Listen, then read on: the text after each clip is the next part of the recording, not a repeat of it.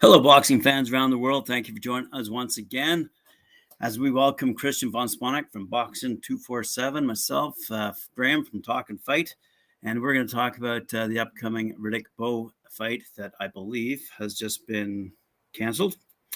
But anyway, let's talk about what might have been and what has happened in the past with respect to celebrity boxing and or crossover fights, these sorts of things. Are they good for boxing? That'll teach me for not coming onto here without checking the news. So it's been cancelled, has it? I literally was just on Twitter, and then here's the quote from official celebrity boxing, who are the promoters. All the best to former heavyweight champ Riddick Bowe due to backlash and being misled from Bowe's management team about Bowe's health. Celebrity boxing is moving forward and having Bowe part of the event, but not as a celebrity boxer. Lamar Odom will take on another celeb on October 2nd. See, now the problem with that is it should be no surprise whatsoever that Riddick Bowe has a problem with health. This is nothing new. It is well documented. It's not a surprise, not a shock. Effectively, that should be old news. Why they had, why this was going ahead in the first place, I really do not understand. But hey ho, as they say. I'm going to say it, as much as Riddick Bowe's not going to get, I would have assumed, a good paycheck. It's good to see him not in the ring and hopefully not in the future as well. But with that said, obviously we had the Holyfield fight the other weekend, and all I can say is I do hope that Holyfield does not fight again, as it appears he wants to, and he's still chasing a Tyson fight. Which, looking at Holyfield's performance recently compared to Tyson's, there's only going to be one winner for that. It would be a shame that their third meeting would be marred by such a performance from Holyfield, or non-performance, literally is the case. How do you see the whole thing with Holyfield and Tyson, Eric? Or Graeme, should I say? I mean, there's several ways of looking at this, beyond two, actually. One, boxing is a sport, but boxing is also a business. And there's this gray area of entertainment and sport. So Mike Tyson and the people who are running these celebrity type events are admitting there is a gray area between calling it an actual boxing match and or, I mean, they're shy of calling it a fight, but at the end of the day, Mike Tyson believed he was fighting against Roy Jones Jr. Whether he was or not wearing 16-ounce gloves was to us at the time, we called it a pillow fight. And, so you could argue it was a fight, but was it really a boxing match as we understand a boxing match? Because we do take the sport quite seriously. And I think the people who are promoting from a marketing perspective these types of events, they recognize that, yes, there are legendary fighters out there who want to step into the ring, but who have retired long ago, quite frankly. And are they going to make a quick buck because of these guys going into the ring? Yes, they will. Even if it means 50,000 people, which is not a lot, paying $10 a head, there's $500,000. So these guys are going to make anything for a buck. And will these fighters get into the ring for a cut? Yes, they will. And that's the answer. So are these true traditional fights that we should be looking at and taking seriously? The answer is no, absolutely not. The big problem I have with this, and this is where you get the problem with the crossover fights, like moving on to sort of Jake Paul, is that the argument for these fights is it brings new viewers, sort of new casual fans over to boxing. So people say that hooray, it's a good thing. It's bringing new viewers over to the sport. Taking another example, Tommy Fury, who's been on the UK, something Sex on the Beach or something. Anyway, he's a big celebrity on social media. He's got a good following. But all these things with social followings, it's bringing new people over. Because I'm sorry for saying this, but Tommy Fury at the moment really can't fight for toffee, not whatsoever. And that was demonstrated in his last fight. But going back to the argument of, new viewers being brought over to boxing, which is great. But the problem I have with that, double-edged sword with this, is the fact that, as far as I'm concerned, and I know this obviously doesn't apply to everybody, But I think the casual viewer, the average viewer, has only got so much disposable income per month, and bearing in mind, the pay-per-view fights are anything up to, what is it, $60, more than that.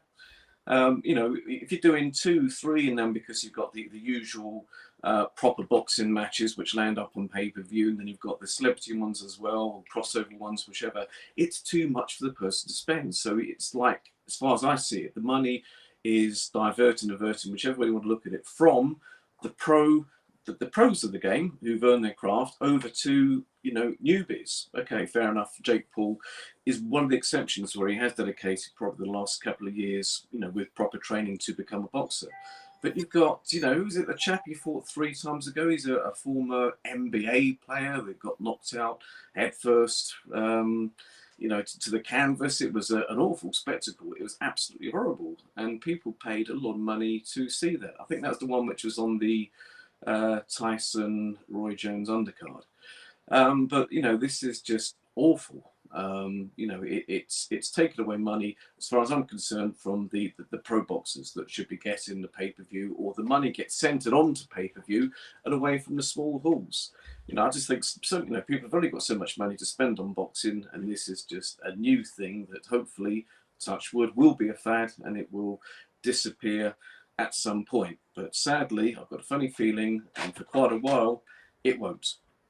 Which is So a shame. I think there's a couple of things that need differentiating. One, there are a finite amount of boxing fans who will pay per view, but how many pay-per-view fights have really lived up to their hype? I mean, yes, we've seen some decent numbers in terms of several million people paying to watch, let's say, a Mayweather-Pacquiao type fight, ones that really live up to the bill. Fair enough. But when you're talking about a fellow like Jake Paul, his 20 million subscribers are going to pay for him to watch him open a can of beans, if you ask me. And they're not boxing fans. So I don't think you can truly draw the parallel between, just because he has 20 million fans who have that money to watch him do anything, are they considered boxing fans? Are they considered, from a marketing perspective, potential candidates to be brought over to the real boxing world? I don't think so at all. I don't think Jake Paul is helping boxing at all. The one thing I will say, just in his defense, apparently everybody, I mean, I haven't seen any figures, but apparently the wages as such per fight were good, and they were cleared up. Everything was done on time, and apparently the report was, with him, overseeing the payment side of things, everything was done, and was done very professionally, with no grumbles from anybody. But I'm certainly, if I was Evander Holyfield, come back at 58 and putting up literally seconds worth of resistance or non-resistance, I'm sure he would have been a hefty, would have been paid hefty. So I can only guess that, I can see why he wasn't complaining.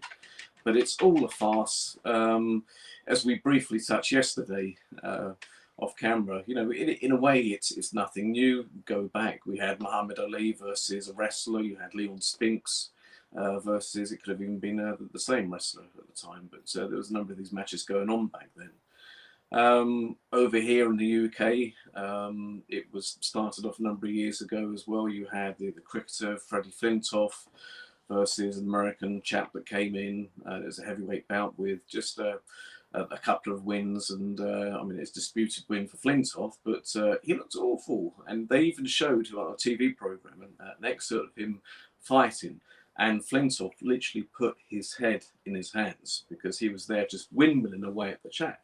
This wasn't pro boxing. This is not something I don't think would have been warranted on a white collar match.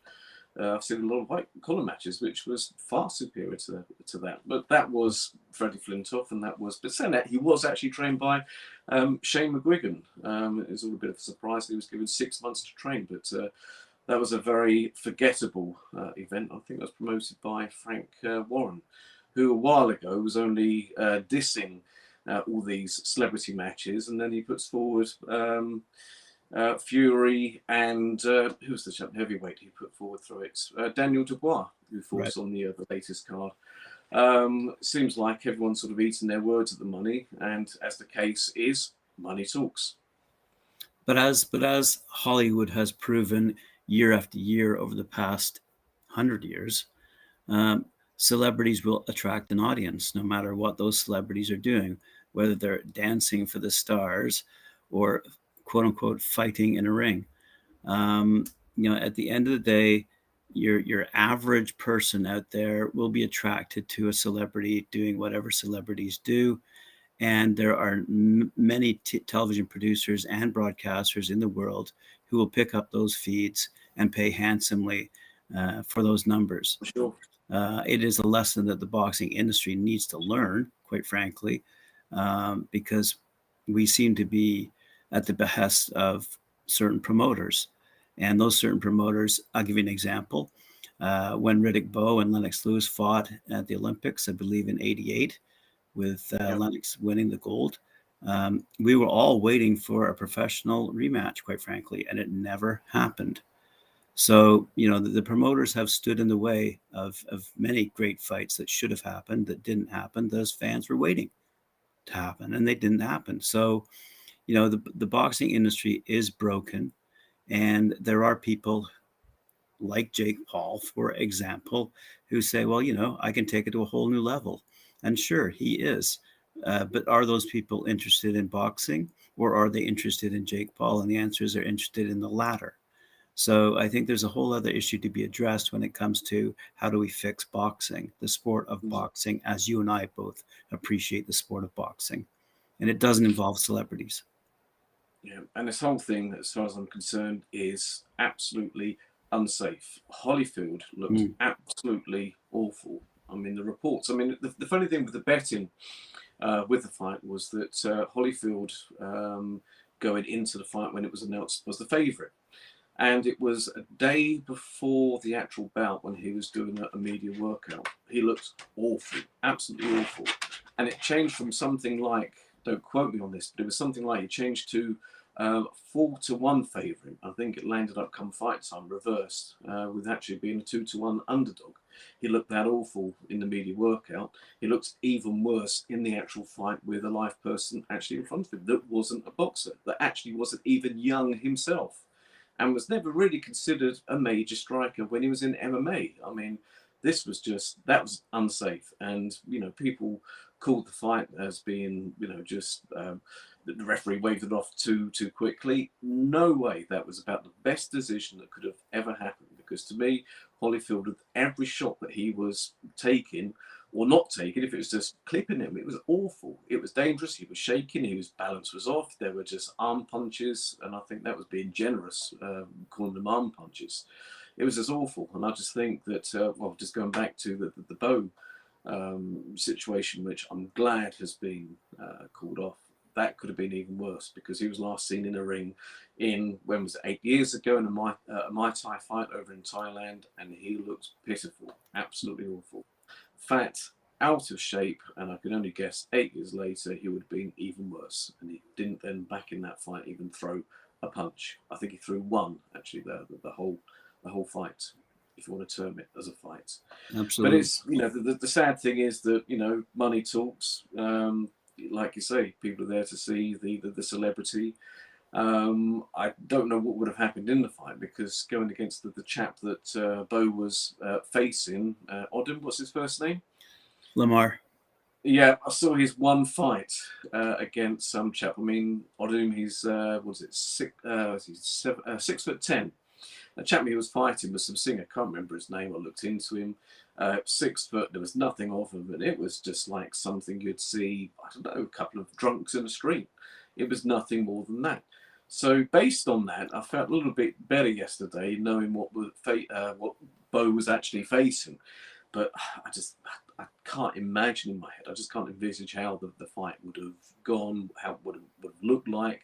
It just would have been a complete and utter farce. But I do think, it could have been Bowe or somebody down the line. Somebody is going to get hurt. It's a matter of time, and it is an accident waiting to happen, for sure.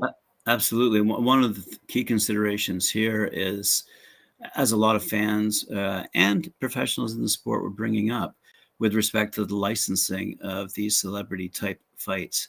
The other equation I was going to mention is the health and safety aspect. I mean, in any other professional sport, you have concussion protocols in place, and I don't think Riddick Bowe would have even passed the most minimal of requirements.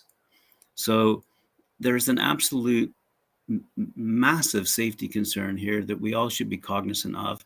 And we're the vast majority of those people who are willing to pay for a ticket there to watch a boxing match, or we're there to watch a train wreck, you know. And at the end of the day, I would argue for the latter. Absolutely. Yeah. So it kind of surprises me that some of these commissions do not step in and say, let's put a stop to this. Because, I mean, the other thing that we have to take into consideration is the brand. There aren't too many professional boxers out there building their brand. And this isn't their fault per se. I mean, they're trained as boxers. They're trained to fight. They're trained to hurt people. And at the end of the day, what they're not trained to do is build their brand. Whereas people in the celebrity business have been trained to build their brand and know how to speak to an audience and how to perform in front of an audience. You know, so this is something that needs to be taken into consideration as well. You know, we can't just sit back and allow celebrities to take over our sport for the sake of it, because they're able to, because of the numbers. It's easy to generate numbers, quite frankly, in the world of the celebrity, but it's not easy for the boxers. I mean, how many boxers have made millions? A handful, truly. Yeah. You know, but how many YouTubers have made millions? Many. Many, too many to number. I mean, more than a dozen, probably more than 100, there's probably more than 1,000, I'll bet, who are YouTube millionaires, and I don't even know. Maybe Carl from Last Bell could answer that question. See, he's a big fan of Jake Paul. But at the end of the day, I just think that, not that we can stop it, because it is a very capitalist-driven event, celebrity boxing, that is.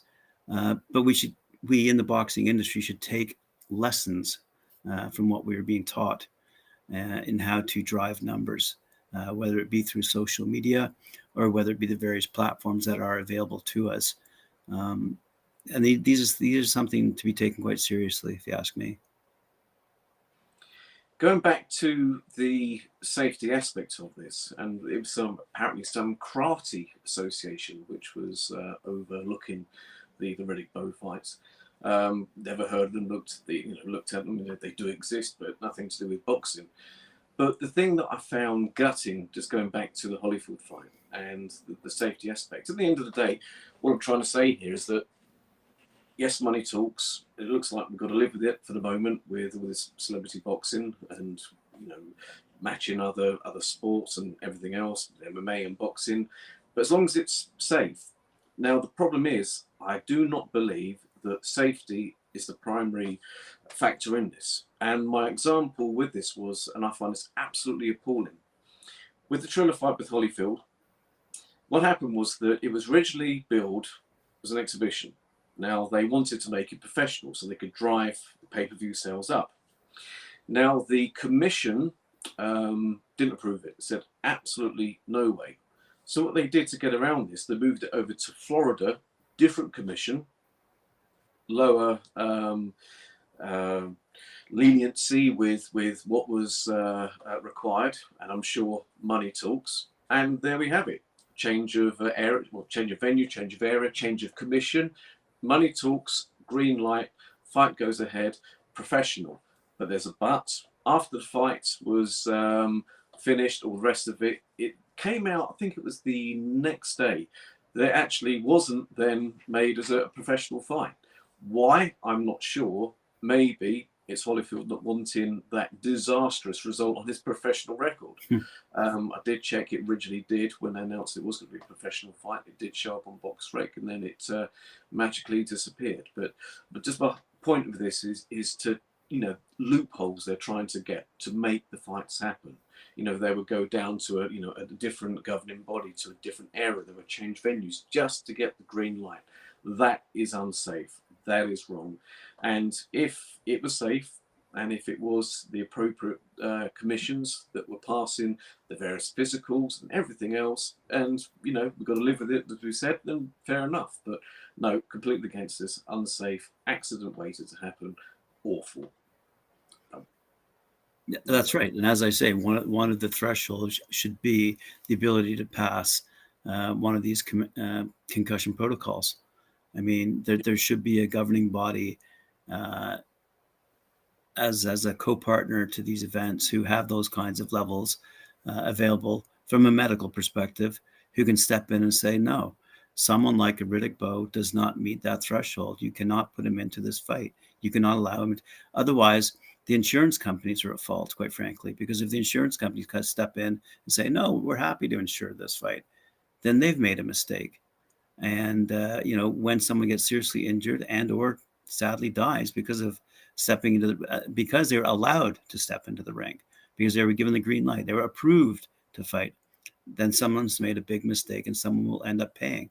So at the end of the day, the commissions are at fault for not stepping in and putting their foot down and saying, we won't allow this because it doesn't meet these minimum health and safety required thresholds. And B, the insurance company should step in and stop these fights as well, because someone might get hurt and they would be at fault for allowing them. Matter of time. Well, who else is coming out of the woodwork? Who's going to be next? Well, apparently Oscar De La Hoya is going to be continuing, and he wants the original opponent. He's even thrown out a challenge to Mayweather as well. A lot of people have been actually quite harsh on De La Hoya with this, because they're saying, oh, he got beat, so it was a beatdown in the first one. Oh, it wasn't a beatdown, if I remember right. And correct me if I'm wrong. It was a split decision win for Mayweather. I thought, because I watched the fight live at the time. Oscar De La Hoya did really well. That's one fight which, I don't know, safety, 47. Can he pass the physical? If he can, fair enough, because there'd be a lot of money around that one, very much so. If he can pass the physical by a proper commission, green light, not a problem. But Riddick Bowe, no. Evander Holyfield, no. Especially with Tyson, he looked good in that Roy Jones fight. I think take those pillows off of his hands. How was he? 54, 55, wasn't it? God, if I could look like him and be like that in a couple of years' time, I'll be very happy. But it's hat goes off. Got over to Mike Tyson. My hat goes off to him for what he did. I mean, that was a long time out of the ring, and what he put, his body through in a negative way. Obviously, at the tail end, actually not the tail end of his career, for about halfway through the career, but abused the body. Hadn't been in the ring for many, many years. He did really well. And the funny thing with that fight, and as much as it was declared a draw with Roy Jones, he really did shoot himself in the foot with that fight, because originally the rounds were going to be 3 minutes. Now, the consensus with the Tyson camp was that, we've got to be a bit careful here, because Roy Jones had actually fought more recently. And so they're a bit concerned, as much as Tyson was looking good explosively, in all those videos that he put out, etc. They were worried that he might burn out if the rounds are too long. So they were in control of the whole promotion, so they brought it back to 2 minutes. And he really did shoot himself in the foot with that one, because at the end of the day, if it was longer than 2 minutes, I thought he would have actually caught up with Roy Jones. Because the amount of times I was watching that fight, he looked really good. Yes, big Tyson fan. But he was there, get into Jones, a couple of openings, and the bell rang. It was, very frustrated, like women's boxing. Shot himself with his foot. But I think he's one of the exceptions, because of what he's, from a positive aspect, what he's put his body through to get to how he was in that fight. He's looking good. You don't know what his punch resistance is like, but Holyfield matched up with Tyson now. No, please, Holyfield, retire. I'm sure he must have some money left. There's got to be something surely hanging around. So, where do we end up on this one? It's a bad thing. I hate it, but I think we've got to live with it. All my final words, my final thoughts are commissions and properly regulated. And at the moment, it is not. Loopholes, that is nasty, that is dangerous. No way. Until they get that sorted out and that kind of underhand business practice out the way, then I'm against this. but I've got a funny feeling for a while we've got to live with it. But it's an accident waiting to happen. It's just a matter of time. That's my thoughts. Yeah, I think economics dictate what will happen next. It'd be interesting to see whether the fight between Riddick Bowe and Lamar Odom was canceled simply because there weren't enough sales after the announcement of the event. Because that's one of the things that crossed my mind. And the other thing is Lennox Lewis going to come out of retirement? That great Canadian boxer. Oh, English, Canadian, or Jamaican. You can pick which country depending what type of bout it is and what it is. It's but I think it'd take a lot of money to bring him out. Him against Vitaly Klitschko again. so we do. People pay for that if they pass the physical. Yes or no. It would be lots of talks. I think there's been so many pro fighters that have come out of the woodwork. The ever offering James Toney for one of them. I think some people have gone, I just think, into their 50s better than others. I mean, look at Razor Ruddock.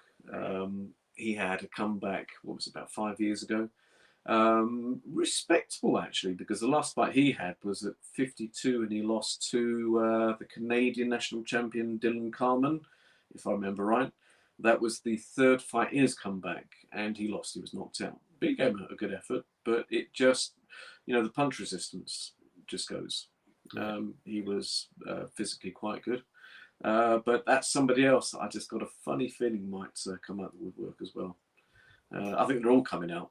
I mean, especially with the amounts of money that's been whispered to be paid and whatever else. It's there's a long queue, so they're never going to have a shortage of volunteers or anything. But we'll see who's next, and especially for Jake Paul as well. Didn't he say he was retiring on his social media? What happened there? He did, and but as we've all found out, you can't really believe anything that comes out of his mouth. I think there's more than enough quote unquote legendary boxers who'd love to come out of retirement and have one last kick at the can. But I don't think the true boxing fan out there is waiting for that to happen. I think, just for example, in the heavyweight division, you've got a huge, massive blockage that needs to be unblocked. And once that is unblocked, we're going to see some great fighting once again at the heavyweight level. And we won't have any room, as real boxing fans, won't have any room in our lives or money in our pockets to view all those celebrity type, legendary fighters coming out of retirement type fights anyway. There'll be more than enough great entertainment in the real boxing rings anyway around the world for us to watch and keep us entertained. Very good point. Absolutely. If the heavyweight scene was a bit more alike, maybe, you wouldn't have to look at, fighters from yesteryear to, wet the juices of people's mouths and get them salivating over proposed matches of, fighters from a long time ago. I think with the two fights which are coming up respectively, obviously this Saturday and October the 9th, if things are unlocked, I think the heavyweight division is going to open up.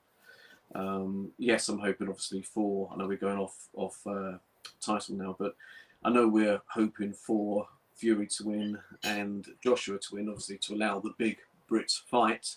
But if it wasn't, them two, which are going to be the winners of the respective fights, it's going to open up everything with all the people that are waiting, because it's just like a domino effect all the way down the heavyweight rankings at the moment. Yes. Everybody is just waiting to see what's happening. Everybody's parked up.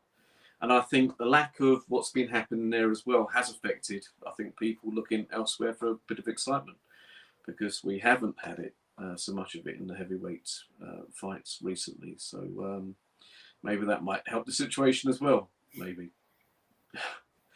Unless you live in Mexico. Then yes, was it Christopher Lovejoy? He's made. Oh, yeah, okay. Yeah, Victor Mexico, Christopher Lovejoy. Yes, he's proudly announced that he's made his first million. Okay, well, stick to Mexico. Don't venture out of it, because the first time he got knocked out very quickly. So leave that one there. But yes, so with that said, think this Saturday, can't wait, October the 9th, my birthday and the big fight. I'm looking forward to that one even more. People are dissing, Fury Wilder 3. I'm looking forward to it. What a great birthday present. Can't wait till then. Looking forward to Saturday. Right. Well, thanks very much for having this conversation with me. Appreciate it very much, Kristian. I'm getting ready for my next show coming up in 30 odd minutes, featuring all the news fit to print from Boxing 247. I might add, you guys are doing a great job over there, and keep it up. So I guess with respect to you and I think we'll see each other again tomorrow at the same time, noon Eastern Standard Time, I believe 5 p.m. your time. Absolutely. If you're in the UK, live at 5. So we are. Live at 5. Or 12 over in Canada, yes. New tagline, live at 5. There we go. All right. Thanks very much for joining us. Remember to like, share, subscribe, and hit that notification bell. Let you know when we're coming up next. Thanks, Kristian. All the best. Take care.